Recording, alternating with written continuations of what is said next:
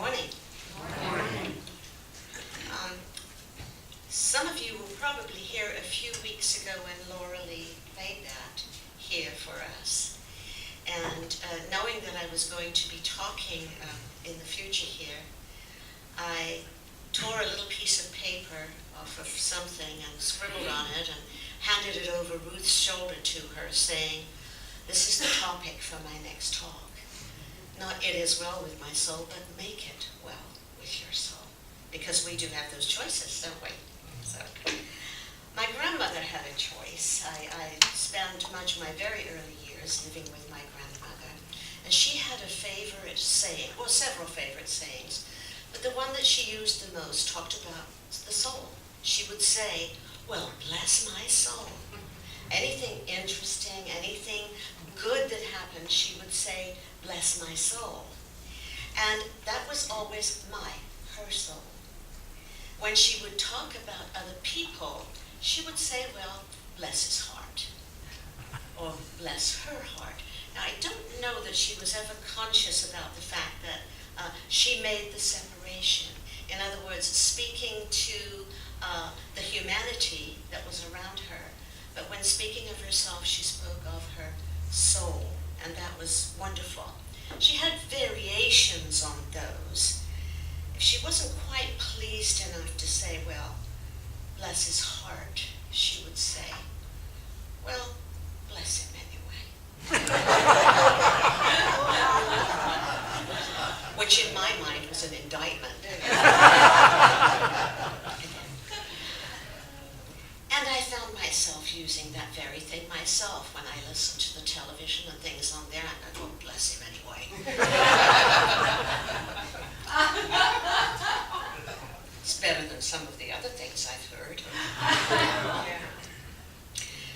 One of the challenges, I think, I won't speak for everyone, but at least I know for myself, in this work that many of us are doing, this growing in spiritual understanding, this seeking, this wanting not to just finish and think we're done, but to somehow keep on growing. One of the challenges for me has been this difference in what words mean. Some time ago I spoke here and talked about the idea of the change that happened sometime in the 1700s. We stopped talking about ourselves as humane beings. We became human beings. This separated us from the animal. But I love the idea that I'm a humane being. It makes a big difference to me. It brings the sacred into my life for me. So, but change is always good. There's always good things that happen with change. And so we keep on working on. But sometimes I think it really helps to examine some of the words that we use. In making the transition from the Church of England, which is what I grew up in, into some different things that I tried coming in this country, yoga, Rosicrucians. I was searching, seeking for something that would answer the something in me that was still hungry. So eventually I found the church that I've been in now for the last 35 years, and that was religious science, or some of you know it as science of mind centers and things like that. Those are all amalgamated into one now, and they're called Centers for Spiritual Living, and that's where I've been a pastor for the last 35 years. But in moving into that very modern, if you like, teaching, I had difficulty with some of the words because they were very logical, which is fine. Logic is good, it helps you understand. But I missed the sacred again. I grew up with all the pomp and circumstance of the Church of England, and I missed some of that, and I understood as I was growing in my awareness that much of that stuff was actually holding me back, and had been for quite some time. Well, I found in Dr. Ernest Holmes' work an idea for soul. I was looking for that soul that my grandmother had. You know, she taught me one prayer, that I lived with, I must admit, until I was about up in my 20s. Don't laugh at me. But it was, gentle Jesus, meek and mild, look upon this little child. Pity my simplicity, suffer me to come to thee. Bless mommy and daddy, grandma and granddad, aunts, cousins and friends, and make me a good girl for Jesus Christ's sake, amen.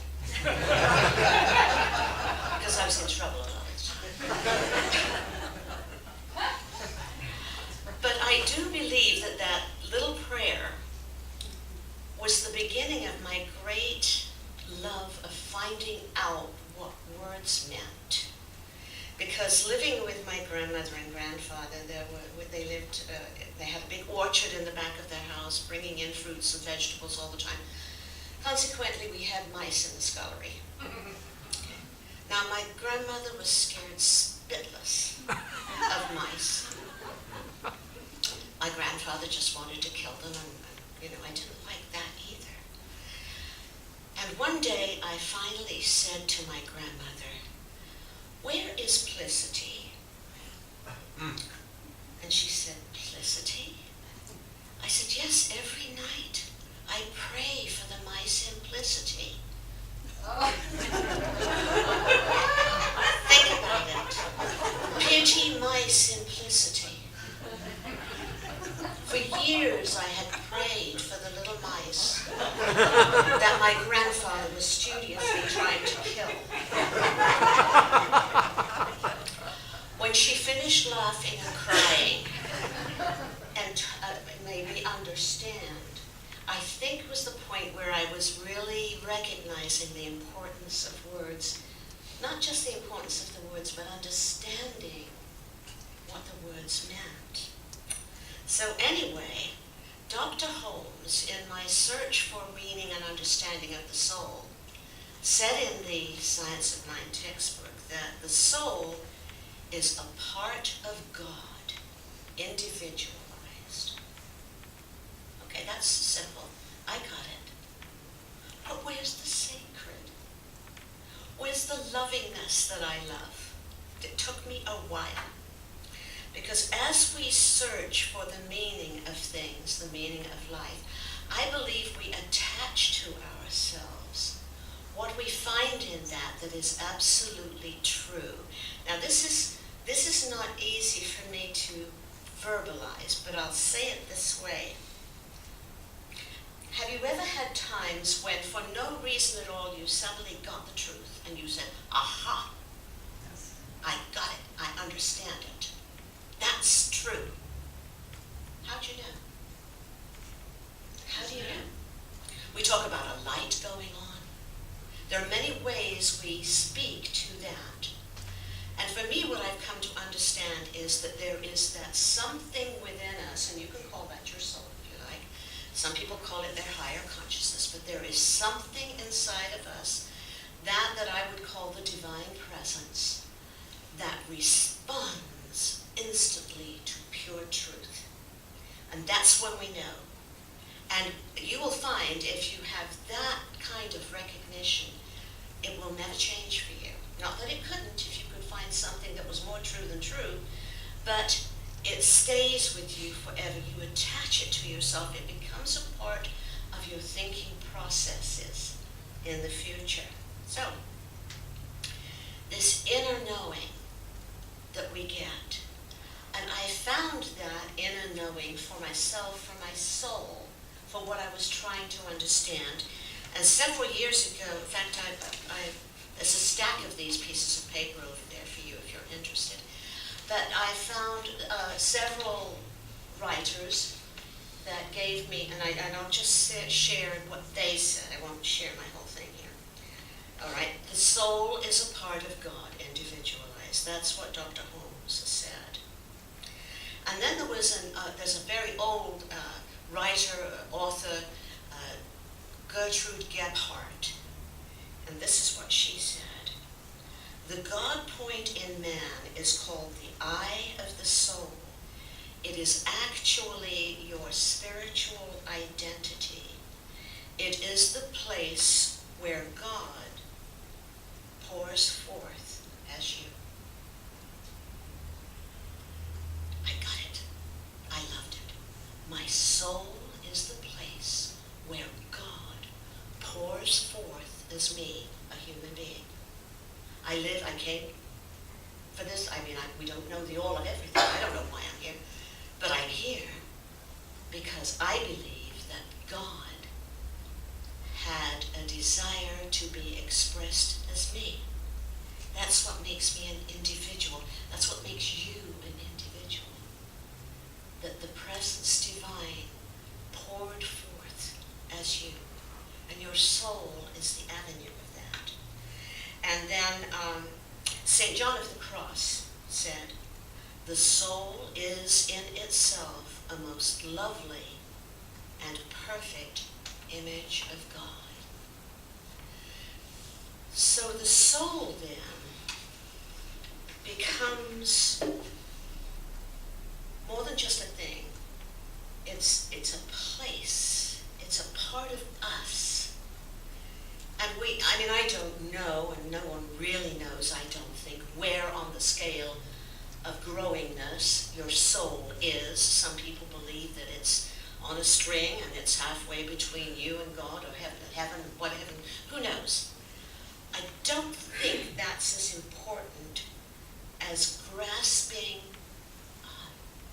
a love for it, knowing that it is for you that special something, that special place. It's the special place that I go when I want to converse with God. There are many reasons that I love my soul, because I know in looking back all the things that it's done for me over the years, even when I didn't know I even had a soul. It's there. So, in continuing later on my search for the meaning of soul and stuff like that, I found another word that I could use, that I could apply here. I was at a minister's meeting, and you know how you have one of those questions that go around, this is how you introduce yourself to everybody. And the question was, what has happened recently that you have really appreciated?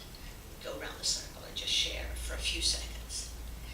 And as I listened, I suddenly realized that here was another word that wasn't saying what it was supposed to say, or wasn't meaning to people what I thought it ought to mean.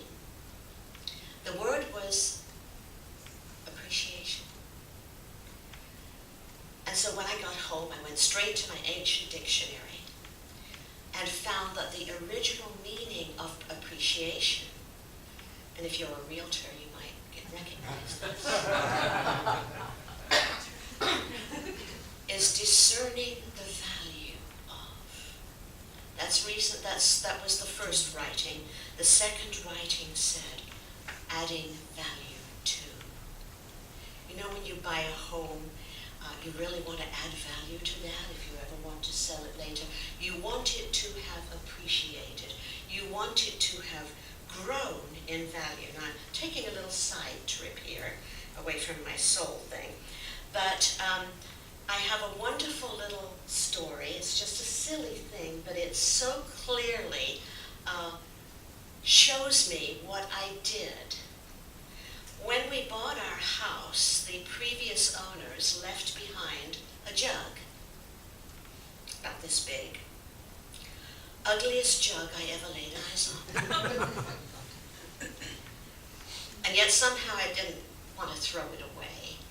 But the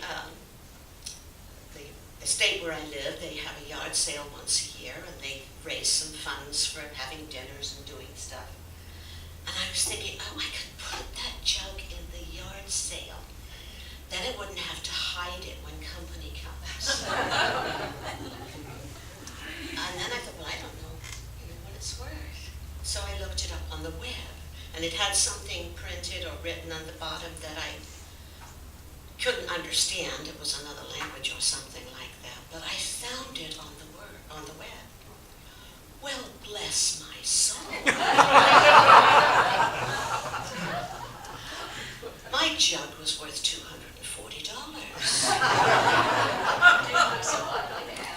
It didn't look nearly as ugly anymore.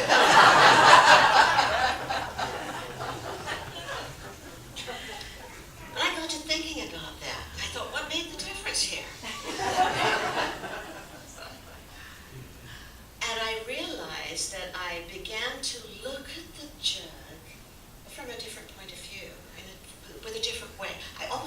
with me this morning.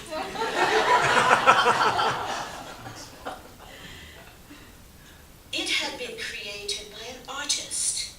We have things on display here by artists. It had lots of, I don't want to say carvings, these were creations out of clay, I suppose, and then fired. And attached, there was a huge trout and some starfish and ferns, and these were all created by hand, attached to the frame of the jug, and then fired. They'd been painted beautifully and all of that. And I suddenly realized, as I was doing all this examining, that I was appreciating, I was adding value to the jug. I was seeing the value that had been there all the time, but I'd never seen it. That jug now sits on my coffee table.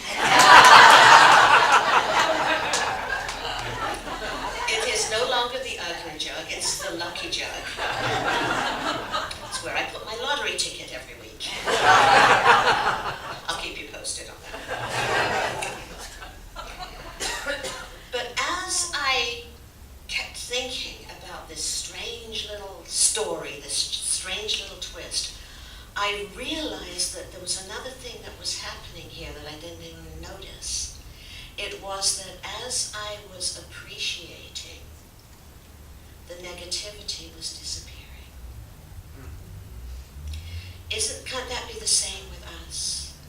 When we find something to appreciate about other people, the negative things that we might have thought about them begin to get less. Because I truly believe that, going back to politicians, for example, that however much we may dislike their politics or their policies or whatever, I can't speak to everyone, but I will say almost all have good in their hearts about what they're trying to do. We may not like it. We may think that's the wrong way, it ought to be this way. But if we will give to them that there is goodness in there, we will find that there is a lessening of the hate. And the way to lessen hate is to find the good. And I decided to attach that to my search for my soul, whatever my soul was. So I went back to my textbook, in which I couldn't find anything but logic. Well, bless my soul. I'll share a couple of things with you. Dr. Holmes said, I have found that the secret place of God is within my own soul. I like that. The next one. There is that within every individual which partakes of the universal wholeness. It is our soul. It will never change or violate its own nature. And then the one that was my favorite. This was written in the back of the textbook, where he wrote some favorite meditations. This one really, really, really works for me. I shall daily speak the truth to my inner soul, telling it that it is wonderful and marvelous, that it is one with the great cause of all life, truth, power, and action. I'll come back to that in a minute. And then for myself, I just put down, I believe for myself that our soul is the source of all of our intuition. It is our inner teacher. That's my personal belief. Let me read that third one again. I shall daily speak the truth to my inner soul, telling it that it is wonderful and marvelous, that it is one with the great cause of all life, God. It is one with truth, power, and action. And I want to tell you that as I applied that for several days in a row as my own daily morning meditation, personal life began to change because I was appreciating the truth about my real self. My soul is my real self, that part of me where God pours forth as me to be a human being living in this human world. And it has really, really worked for me. If I played back my life experiences, some of them that were not as happy, not as good as they could have been, I realized that I had indeed done with that, I thought. I had forgiven whoever was involved. I had forgiven myself. I had forgiven everything. I could go back in my memory and poke around in there. No hurt. But what I realized was that what there was there was a dead place. There was nothing wonderful there. But you know what was there? Me. And I'm thinking in terms especially of myself as a small child. That small child that was me, that was there. That was wonderful. And so I decided to appreciate that child, telling it that it was wonderful, that it was going to grow up one day and do something good. All was going to be well with it because all is well with my soul. Now I believe that your soul, each and every one of you, is who you really are. And I'm real sorry if you don't understand what I believe. I also believe I am marvelous and great, and anybody that doesn't know that truth about me is missing something. So I would say that soul appreciation is a wonderful thing. Say with me, please, well, bless my soul. Well, bless my soul. I would use that as an affirmation, and I would use it as many times as you get the opportunity. Make it well with your soul, because it is the place where God pours forth as you. And so it